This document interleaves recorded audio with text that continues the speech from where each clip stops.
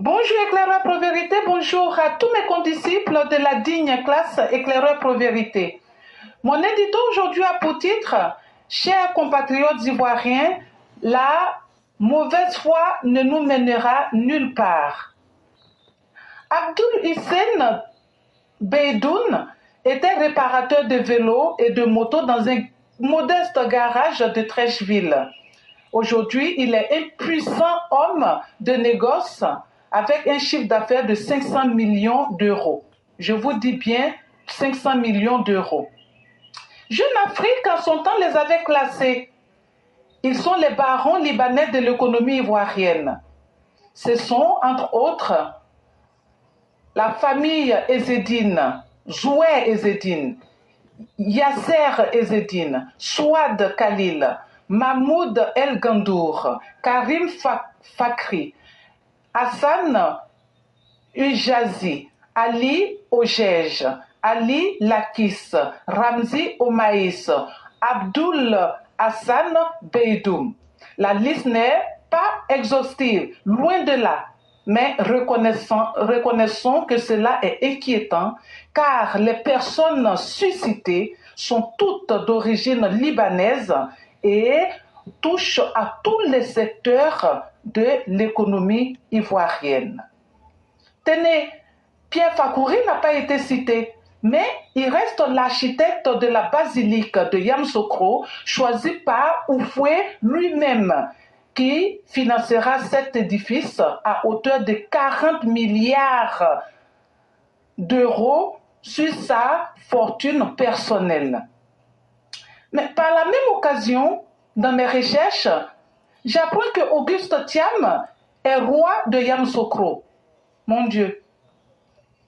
Et c'est le cas de rappeler à toutes ces personnes toxiques, atteintes de cécité sociopolitique, que le président Alassane Ouattara n'est en aucun cas celui qui aurait vendu la Côte d'Ivoire aux Libanais. L'affaire remonte à bien plus loin que le Ouattara. Oui, il suffit de gratter un tout petit peu pour savoir qui a fait la part belle aux étrangers de toutes les couleurs de peau, dont certains lognent aujourd'hui la chefferie suprême de notre pays. Ivoiriens, soyons réalistes, c'est ainsi que nous atteindrons nos objectifs, dont le premier est de dénoncer l'attitude de ceux qui voudraient barrer le chemin à nos descendants, mais qui ont une voire deux autres patries dont ils se réclament la citoyenneté. Ouattara, oui, le président Ouattara est celui dont vous contestez aujourd'hui la chefferie, mais reconnaissons-le, il n'est pas celui qui a vendu. S'il y a eu vente, il n'est pas celui qui en est le responsable. Alors, je vous demanderai de chercher ailleurs. Merci et à bientôt. Merci infiniment, Mère Blanc. Merci encore pour cet édito qui doit interpeller chacun. Où les Sénégalais peuvent être chefs de village à Yamoussoukro, mais un Ouattara, on lui interdit d'être chef du village sur la terre de ses ancêtres. Et on veut qu'on avale cette pilule-là et qu'on dise qu'il n'y a rien à voir et qu'on peut passer. Non. Il faut faire vivre l'enfer à ces xénophobes. Il faut leur montrer que leur vilainie ne prospérera pas. Et tous ceux qui ne participent pas à rendre la monnaie, vous êtes simplement des indignes. Ah non, il ne faut pas parler des Libanais. Mais nous, on parle des Libanais, ce n'est pas aujourd'hui. Parce que les Libanais, le rapport des Libanais à la société ivoirienne est un rapport de dominés et de dominateurs. Avec leur esprit arabo-esclavagiste, ils voient les Ivoiriens sur leur terre comme des animaux qu'eux doivent mettre dans les enclos. Nous sommes des étrangers dans les pays des autres. Quand on vient dans les pays des autres, on respecte les règles des autres. Mais diantre, comment se fait-il que des Libanais, si leur pays était bon, quand tu quittes ton pays pour aller quelque part, quel que soit ce qui était dans ton pays, c'est parce que tu n'étais rien chez toi, que quand tu viens dans le nouveau pays là, de la manière tu n'es rien là, c'est comme ça, il faut respecter les habitants de ce pays. Donc nous ne sommes pas dans l'émotion. Nous ne sommes pas dans le suivisme. C'est peut-être même les autres qui nous suivent dans ce que nous faisons aujourd'hui. Contrairement à ce que beaucoup ont annoncé, qu'il y a plus de 300 000 Libanais qui sont rentrés, ça me fait rire, mais c'est faux. C'est faux pour la bonne et simple raison que le gouvernement du docteur président Ouattara a anticipé sur ces événements depuis des époques que les uns et les autres ne pouvaient s'imaginer. Quand le président Ouattara est venu, je vais vous donner 2 ou 3 détails. Quand le président Ouattara est venu, il a pris le pouvoir quand? En 2011. Dès qu'il a pris le pouvoir, le mercredi 4 juillet 2012, c'est-à-dire à peine 1 an après, il a fait invalider tous les permis de port d'armes. La réunion, c'était lors du Conseil des ministres qui s'est tenu à Yamoussoukro. Et le président a demandé à travers la bouche de son porte-parole, à l'époque qui était connu Bruno, ils ont invalidé tous les permis de port d'armes. Parce qu'on s'est rendu compte, pendant la crise électorale, à Yopougon, ce sont des Libanais qui s'ajoutaient aux miliciens de Laurent Gbagbo pour tirer sur les Ivoiriens. Parce que c'est eux, on ne sait pour quelle raison, qui font toujours des demandes de permis de port d'armes. Et quand on a demandé au porte-parole du gouvernement, mais pourquoi vous avez pris une décision d'invalider tous les permis de port d'armes? Il dit, trop d'armes et trop de permis de port d'armes, dont beaucoup sont malheureusement faux, circulent actuellement en Côte d'Ivoire, a déploré le porte-parole, assurant que le nouveau permis aura l'avantage d'être mieux sécurisé. Ça veut dire quoi? Ça veut dire au temps de Gbagbo, des permis ont été accordés à n'importe qui, et en particulier aux Libanais, et ça leur a permis, avec aussi la corruption dans laquelle ils sont imbibés, de faire du faux, de faire la magouille, et aujourd'hui de devenir des dangers pour la société ivoirienne. Ça, c'est un premier cas. Et ceux qui ne le savent pas, je préfère vous dire ceci, c'est en 2007, c'est Laurent Gbagbo qui a créé la Chambre de commerce des Libanais. Mais aujourd'hui, là, ne me dites pas que cette Chambre de commerce des Libanais ne sert pas à faire fuir l'argent de la Côte d'Ivoire. L'argent que les Libanais vont acquérir en Côte d'Ivoire. Ne me dites pas que ça ne sert pas à faire fuir des fonds. Et donc, les autorités ont tellement pris leurs responsabilités qu'en ce qui concerne les ports d'armes, là, les choses ont beaucoup évolué. Aujourd'hui, maintenant, pour faire une demande de port d'armes, là, c'est le ministre de la Défense seul. Tenez Brahma pour l'instant qui est là. C'est lui seul. Tu écris une autorisation, tu dis, monsieur Tenez Brahma Ouattara, je veux demander une arme. Lui, il va prendre. Il va dire, bon, est-ce que toi-même tu as de bonnes moralités? On va d'abord faire une enquête de moralité.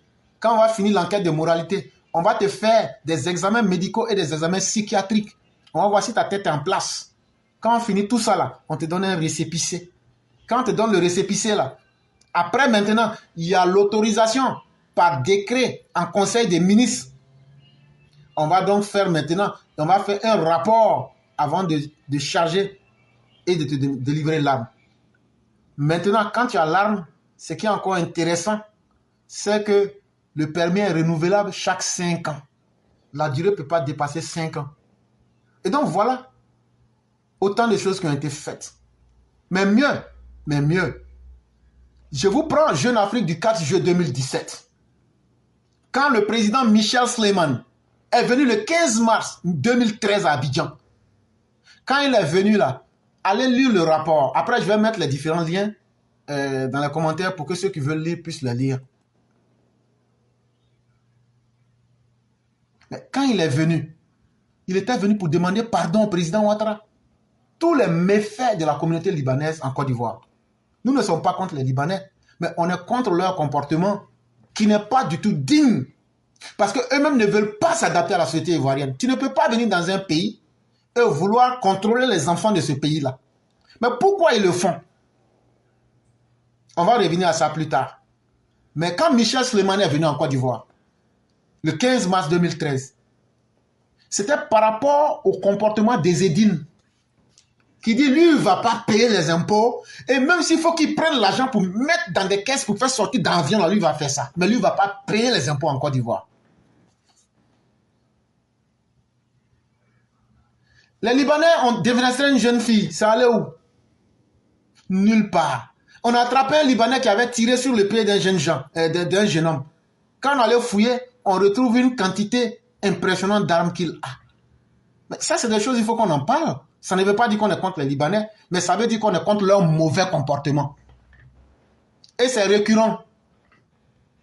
C'est récurrent. Et donc, ça doit interpeller les Ivoiriens. Et à un certain moment, si les Ivoiriens ont pris conscience de ce facteur-là, qu'ils critiquent, c'est totalement normal.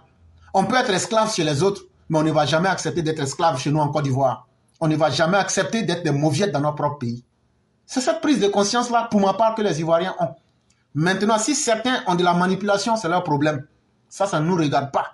Mais cela ne peut pas nous empêcher de décrire le mauvais comportement des Libanais et de leur demander, depuis quand les Libanais ont commis des méfaits et que des Libanais, à travers leur ambassade, est sorti pour demander des excuses. Jamais. Parce qu'eux ne voient pas les Africains, en l'occurrence les Ivoiriens, comme des êtres humains à qui ils peuvent demander des excuses. Est-ce que ce comportement-là, c'est acceptable? Et c'est ça que nous allons critiquer, et c'est ça que nous allons continuer de critiquer. Mais surtout, comme je vous l'ai dit, il n'y a pas eu ce que les gens sont en train de dire, il y a 300 000, c'est faux. C'est faux parce que bien avant, le gouvernement avait pris des dispositions. Les entrées des Libanais en Côte d'Ivoire est contrôlées depuis un certain temps et des instructions extrêmement fermes ont été données. Aujourd'hui, tous ceux qui vous disent ça, on peut vérifier à partir des entrées et des sorties. Je vous ai dit déjà que la Côte d'Ivoire a été félicitée pour la sûreté aérienne. C'est des choses qu'on peut vérifier. Donc, quand on vérifie ces données-là, on comprend que ce sont des affabulations. Mais une chose est évidente, le comportement des Libanais vis-à-vis de la société ivoirienne reste un comportement alambiqué, problématique, difficile. S'ils ne se corrigent pas, c'est eux qui sont venus chez nous dans notre pays. C'est à eux de s'adapter à notre société ou de quitter notre pays. Ce message, on va leur tenir ça. Et on va leur dire ça clairement. Ce que nous, on ne peut pas faire chez vous au Liban, là. Nous, on ne peut pas aller chez vous pour vous imposer nos lois, là. C'est comme ça si vous ne pouvez pas venir pour vous imposer chez nous. Si vous sentez que nous ne sommes pas suffisamment humains, là, partez et quittez notre pays. Nous, on se plaît comme ça et nous, on ne va pas changer notre nature et nous, on ne va pas désavouer Dieu pour vous faire plaisir. Et cette vérité-là, on va vous dire ça en tout temps et en tout lieu. N'en déplaise à qui le voudrait. Parce que ce qui est vrai est vrai. Et donc, nous, on n'aura pas de sympathie pour vous tant que vous ne changerez pas de comportement.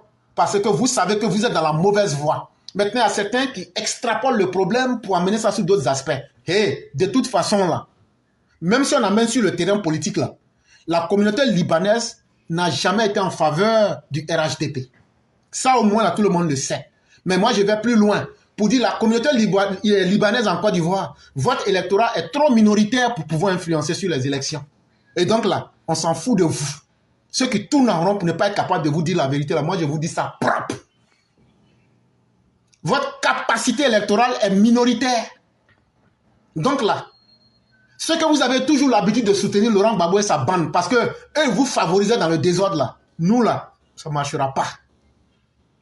Nous, on ne va pas aussi se taire pour vous regarder. On va vous dire les vraies vérités. Cela ne veut pas dire qu'on est contre les Libanais en tant que personnes humaines, mais on est contre vos mauvais comportements, on est contre votre manière d'agir avec les Ivoiriens, et surtout, le gouvernement a très bien fait d'anticiper sur le problème. Parce qu'aujourd'hui, on a remarqué que chaque fois qu'un pays se montre accueillant vis-à-vis des personnes qui connaissent la guerre, quand la guerre finit dans ces pays-là, le pays qui accueille les réfugiés, là, lui-même, il y a la guerre chez lui. C'est comme ça que la guerre est rentrée chez nous. Les mêmes armes qui ont servi aux libérés en Sierra Leone, ce sont les mêmes armes qui ont servi à faire la guerre en Côte d'Ivoire. Mais aujourd'hui, la guerre qui se passe au Proche-Orient, là, entre l'Israël, entre la Syrie, entre l'Iran, entre le Liban, c'est une guerre très complexe. C'est une guerre qui date depuis la Deuxième Guerre mondiale. Des générations et des générations ont été formatées dans la violence. Vous voulez que nous, on accueille ces violents individus et demain, quand ils vont se transformer et quand ils vont se retourner contre la société, on va être étonné? Non. Non. On sait lire entre les lignes. Et on n'a pas envie que votre violence se transpose dans notre pays. C'est pourquoi, quand vous suivez bien les propos des gens, ils disent « Ah, non, les Libanais d'avant, là, eux, n'étaient pas comme ceux qui viennent maintenant. » Parce que ceux de la nouvelle génération, c'est des gens qui ont grandi foncièrement dans la violence. Ils étaient obligés de s'allier à des groupements terroristes ou bien à des groupements radicaux pour pouvoir survivre. Donc, quand ils se retrouvent dans un environnement, ils ont les mêmes réflexes qu'ils ont développés depuis 2 ou 3 générations, pour certains. Et vous voulez qu'ils deviennent des individus normaux? Pour eux, la vie humaine n'a pas d'importance. Et surtout la vie d'un noir, qu'ils voient même comme un animal. Et au nom de toutes ces réalités-là, nous ne pouvons pas accepter de mettre notre pays en danger. Le nombre de Libanais qui est rentré depuis 2022, ça ne dépasse même pas les 1000 personnes. Ça ne dépasse même pas les 1000 personnes. Les rapports sont là pour vérifier. Et donc, ne mentons pas aux gens quand des choses ne sont pas vraies. Mais cela ne peut pas aussi occulter la réalité qui est que le comportement des Libanais en Côte d'Ivoire est très mauvais. Et si les Ivoiriens ont tous pris conscience qu'ils sont en train de critiquer ça, je crois aussi qu'il faut permettre aux Ivoiriens, ça veut dire qu'ils sont rassasiés du mal qui leur est fait et qu'ils ne peuvent plus supporter. Il faut leur laisser la capacité de pouvoir s'exprimer. Pour revenir encore sur les Libanais, je crois qu'il ne faut pas avoir honte. Selon eux-mêmes, leur chambre de commerce représente 273 sociétés. Ils réalisent 1600 milliards d'affaires par an. Ils emploient 300 000 Ivoiriens. Eux, ils ont une capacité de 8% du PIB. Et ils ont 40% de la richesse de la Côte d'Ivoire. Tout ce que je viens de dire, ne pensez pas que je les imagine. Si vous partez, comme j'ai mis les liens, vous lisez le Jeune Afrique, publié le 4 juillet 2017, vous verrez ça là-bas. Bon, tout ça là-haut. Il y a quel Ivoirien parmi les 300 000 là qui a pu dire un jour j'ai travaillé avec les Libanais, aujourd'hui je m'en suis sorti. Ça c'est ce que vous-même vous dites de vous. Hein? Un pays qui peut vous apporter une telle puissance économique. Dans ce même article, vous utilisez la chambre de commerce des Libanais comme un lobby. Ça veut dire un moyen de pression sur ce pays-là. Vous croyez que les gens sont des idiots? Quand on dit on n'aime pas vos comportements là, c'est sur des choses qu'on a en main. C'est sur des choses qu'on peut prouver. Et ces propos qui sont là, c'est un documentaire que Jeune Afrique a eu à faire en 2017 sur la communauté libanaise en Côte d'Ivoire. Et c'est à vous-même, c'est vos propres propos qu'on utilise contre vous. Ce que vous avez voulu montrer là, c'est ça qu'on utilise. Sinon c'est pire que tout ça. C'est plus que tout ça. Et vous n'avez que de mépris pour les Ivoiriens. Vous voulez sous-humaniser les Ivoiriens. Il y a quel pays au monde qui peut vous donner 40% de son économie nationale?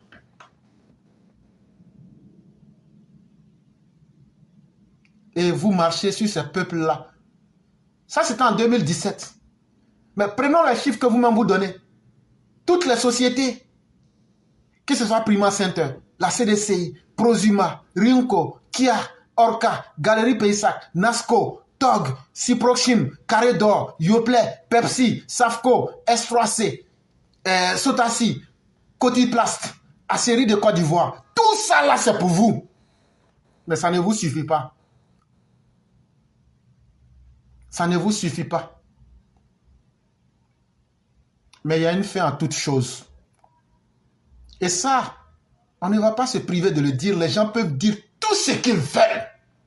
Mais la Côte d'Ivoire, c'est d'abord pour les Ivoiriens. On vous connaît. On connaît Fakouri que Maman Blanc a cité. On connaît Seklaoui, on connaît Khalil, on connaît Fakri, on connaît Onaïs, on connaît Ijazi, on connaît Ezedine, on connaît Zorkot, on connaît Lakis, on connaît Kachash. On connaît les Beidoun. Hey, c'est pas faute de ne pas vous connaître. Hein? On vous connaît très bien. Et donc, ce qui est mieux pour vous, vous n'allez pas transformer la Côte d'Ivoire en Palestine, comme ce que les sionistes sont en train de faire à la Palestine. Nous n'allons pas être cela. Et nous, Ivoiriens, on va se lever. Et on va être droit pour vous dire ça en face.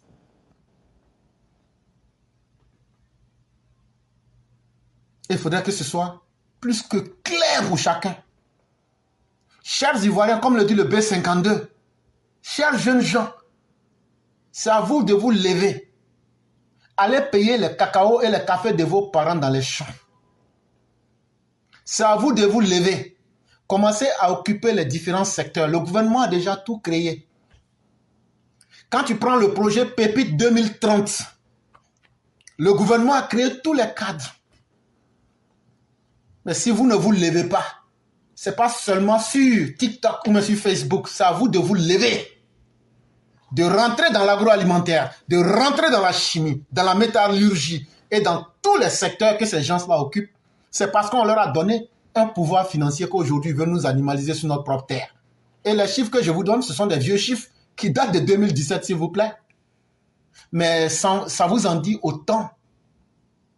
Une telle capacité financière, quand des gens l'ont, ils ne peuvent vous voir qu'en animaux. Et c'est pourquoi ils vous disent tous les jours que eux, ils s'en foutent des Ivoiriens. Parce que eux, l'argent des Ivoiriens qu'ils ont gagné dans le pays des Ivoiriens, ils utilisent cet argent contre les Ivoiriens. Ils utilisent la chambre de commerce. Pourquoi chaque fois j'insiste sur ça? Chambre de commerce des Libanais, là, c'est un moyen de pression sur les Ivoiriens et sur les institutions ivoiriennes. Et c'est un lieu de blanchiment d'argent. Ces argents-là vont en Turquie et en Iran. Pourquoi on n'a pas dit ça au public? Diante, quand on a marre de quelque chose, il faut le dire. Notre pays n'est pas une poubelle, notre pays n'est pas un bordel. Et il faut que ça s'arrête. La toute-puissance des Libanais doit cesser. La toute-puissance des Libanais ne peut pas s'exprimer en Côte d'Ivoire et nous allons l'accepter. L'accepter, ce serait accepter de nous esclavagiser volontairement. Et ça, nous n'allons pas l'accepter. Et ce que je dis, je mets quiconque au défi de venir me démontrer que ce que je dis est faux. C'est là qu'on découvre la vérité et le faux. Je ne suis pas en train de parler dans mes sentiments. Ça fait plus de 2-3 ans que nous parlons du problème des Libanais. Autant vous ne ferez rien pour que cette histoire cesse, autant nous allons en parler jusqu'à ce qu'un jour, les gens prennent conscience. Et c'est important pour nous. Vous avez parlé des Libanais, on ne le dira jamais assez. Aujourd'hui, tous les secteurs d'activité, il faut qu'on occupe. Tant que les Ivoiriens ne vont pas occuper les secteurs d'activité clés de l'économie nationale, on va beau bavarder, mais ça n'ira pas. C'est aussi cela, hein, on ne peut pas passer tout le temps en train de bavarder sans rien faire et espérer que le résultat va tomber. Dans un pays, tant qu'il n'y a pas de travail, il n'y aura pas de valeur ajoutée, il n'y aura pas de résultat non plus. Voilà, à commencer par l'agriculture, l'élevage, le commerce, le secteur de l'informel même si on veut, les métiers. Les lycées techniques qui sont en train de naître là représentent une opportunité pour nos jeunes gens. Donc il faut que, une bonne fois pour toutes, on accepte d'aller au four et au moulin. Si ce n'est pas le cas, les gens vont toujours venir, ils vont occuper des secteurs d'activité clés, ils vont ramasser l'argent, ils vont aller avec ça où ils veulent et ça va être toujours difficile. Donc d'une manière ou d'une autre, il faut que nous tous on se remettent en cause. Donc voici ce que je voudrais dire aujourd'hui. Si vous avez quelque chose à ajouter, je vous écoute. Vraiment, merci beaucoup le concurrent, merci pour ce que vous avez dit. Et je crois que les idées se rejoignent. Hein, et puis bon, l'essentiel a été dit. C'est aux uns aux autres de prendre conscience que c'est pas sur TikTok ou bien sur les réseaux sociaux qu'on va parler simplement. Mais il faut passer aux actes concrets et véritables pour essayer d'avancer sur ces questions-là. Et vraiment, merci infiniment. Et on va vous souhaiter une excellente nuit. Excellente nuit, bonne émission à tout le monde. À vous pareillement, merci beaucoup.